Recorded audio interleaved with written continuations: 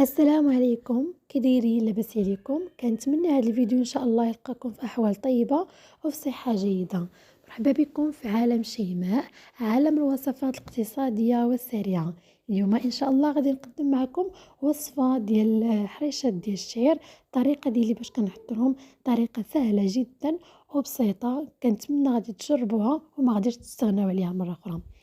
اول حاجه غادي نبداو بالمقادير. بالنسبه للمقادير عندي هنايا 4 الكيسان ديال العنبه ديال السميده ديال الشعير تكون متوسطه، كذلك عندي 2 كيسان ديال السميده الرقيقه ديال الحرشه، عندي زيت الزيتون، معلقه صغيره ديال الخميره المعجونه، واحد الشاصي ديال الخماره. اول حاجه غادي ناخذ ديك السميده ديال الشعير، غادي نغسلها بالماء بارد وغادي نصفيها، من بعد غادي نضيف ليها الماء يكون غليان مزيان حتى تغطى لينا تماما ديك السميده ديالنا، يعني تتغطى لحد انها تغطى غنحبسو.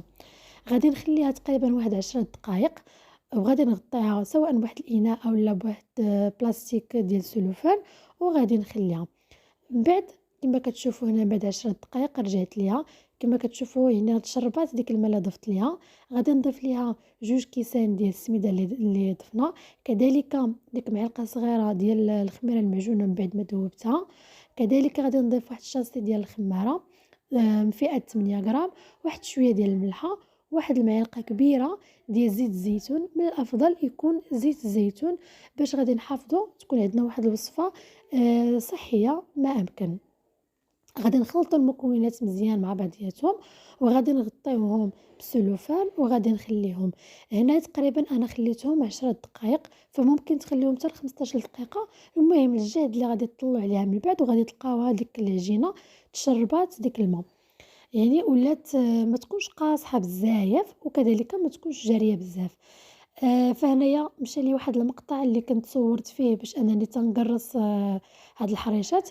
غادي ناخذوا واحد شويه ديال العجينه، تقريبا واحد الكويبره ديال العجينه، وكنقرصوها في السميده تكون حتى هي سميده رقيقه ديال الشعير، كنقرصوها فيها وكنوضعوها في المقله. بالنسبه للمقله انا استعملت هنا المقله ديال الحرشه، فممكن تستعملوا اي مقله عندكم ما كتلصقش، او الا كانت كتلصق من الافضل دهنوها في الاول بالزيت وبداو كطيبوا فيها. هنايا انا استعملت الحريشات على هذا الحجم هذا، وهو حجم صغير، فانتم اختاروا الحجم اللي بغيتوا على حسب كذلك المول اللي عندكم. فانا عندي هذا المول هذا صغير، فضلت نستعمل هذا.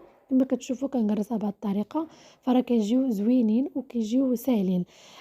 كذلك بالنسبه للسمك ديال هاد الحريشات هادو فما يكونش غلاظين بزاف، وكذلك ما يكونوش رقاقين بزاف، باش كيجيونا متوسطين لا في المنظر ولا في المذاق، كذلك كيجيو زوينين.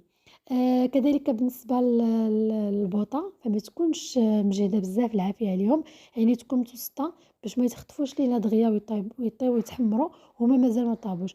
خصوصا كما كنعرفوا ان السميده ديال الشعير فكتبغي شويه الوقت في الطياب مقارنه مع الحريشات الاخرين ديال السميده العاديه، فكيبغيو شويه الوقت في الطياب، يعني نعطيوهم وقتهم باش يجيونا من الداخل طايبين وكذلك زوينين، ما يقصحوش لينا الا زربنا عليهم في الطياب، فيقدروا يقصحوا وما غاديش يجيونا زوينين.